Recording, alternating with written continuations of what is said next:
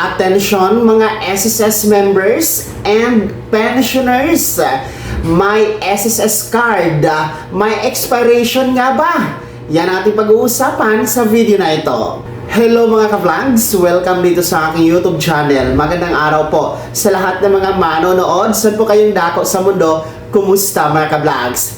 Well, meron pong katanungan mula sa ating isa sa masugid sa ating channel na taga-subaybay. Tungkol po ito sa in-upload natin na video na may kinalaman po kung paano kumuha ng My SSS card. Ang tanong niya po, kung meron bang expiration ang My SSS card? Yan ang ating sasagutin sa episode na ito. Well, una po sa lahat, para sa ating mga miyembro at pensyonado sa SSS, ang My SSS card ay pumalit po ito doon sa SSS UMID or SSS ID mga ka-vlogs. Dahil ang SSS po ay hininto na ang pag-produce dito sa SSS UMID card mga ka-vlogs. So in short, hindi na po pwedeng mag-apply, wala na pong binibigay ang SSS na UMID card o SSS ID. At bilang tugon sa panawagan na ibalik ito, ang ginawa po ng SSS ay inulunsad ang pumalit po sa UMID card. Ito po ay tinatawag na My SSS card mga ka-vlogs, which is inilunsad ito last year, I think August or September na buwan, ang paglunsad ng nasabing My SSS card. Well, kung nakikita nyo po sa inyong screen, ang My SSS card ay naka 2-in-1 po ito.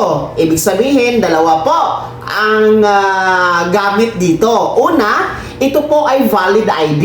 So, wala siyang kaibahan sa SSS UMID or SSS ID. Pwede din po itong gamitin as your valid ID. No? Kung kayo po ay kukuha ng passport sa DFA, kung meron po kayong mga transaction sa bangko, iba pang mga transaksyon na nangangailangan po ng primary valid ID, yan, no? Pwede gamitin po ang ating My SSS card. Pangalawa po, ang ating pong My SSS card ay disbursement bank account na rin po natin. Dahil yan po ay naka-ATM na. Meron po siyang microchip ng ATM card na kung saan ay pwede nyo po dyan ipa-deposit o dyan talaga madideposit, ma-disburse ang inyong mga claims kay SSS. Halimbawa, kung kayo po ay nag-avail ng iba't ibang klase ng loan, gaya po ng salary loan, calamity loan, emergency loan, pension loan, ayan, dyan na yan siya madideposit directly. Kung kayo din po ay mag-claim ng iba pang benefits gaya ng burial benefit, no, yung ating death benefit, maternity benefit, sickness benefit, no, iba pang mga benefit mga ka-vlogs, no, kung maglalamsam kayo sa inyong pensyon, dyan na madidisburse, dyan na po madideposit. Kaya nga po, tinatawag siyang 2-in-1 na card. Yan pong ating My SSS card. Well, paano nga ba i-apply ito? No? Paano ito kukunin? Pwede itong kunin online, no? Gamit lamang ang inyong My SSS account, no? Pwede nyo pong i-apply ang My SSS card. And ito po ay pwede sa mga wala pa talagang SSS ID. Ito ngayon ang katanungan, no? Paano yung mga luma na SSS ID or SSS UMID, no? Yung mga dati na mga nakakakuha or meron ng SSS ID or UMID, yun ba ay kailangang palitan dito sa bagong My SSS card? Ang kasagutan po ay hindi na pwedeng o hindi na kailangang palitan. Kung meron man po kayong luma na SSS ID or UMID, gaya ko, meron akong luma na meron akong UMID SSS card na nakuha ko last 2010 pa. So yun po ay valid pa rin po. Wala yung expiration mga ka-vlogs, no? Hindi na kailangang kumuha ng My SSS card. Lilinawin natin, ang mga pwede lang kumuha ng My SSS card ay yung wala pa talagang SSS ID or UMID noon.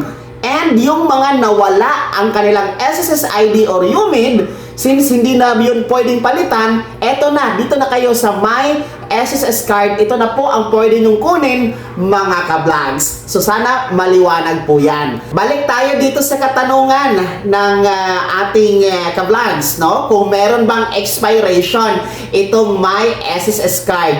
Ang kasagutan po, meron, no? Meron pong expiration ang My SSS card. Dahil po, meron kasi o nakalink kasi ito sa bangko. Ang partner bank nito is nasa AUB or RCBC, and subject for bank policy kasi ang My SSS card. Pero ang kagandahan dito, kahit merong expiration, pwede naman po siyang i-renew, no? Pwede po siyang i-renew sa nakatakdang expiration date doon sa bangko para mapalitan, mga ka-vlogs. So, ganun lang, no?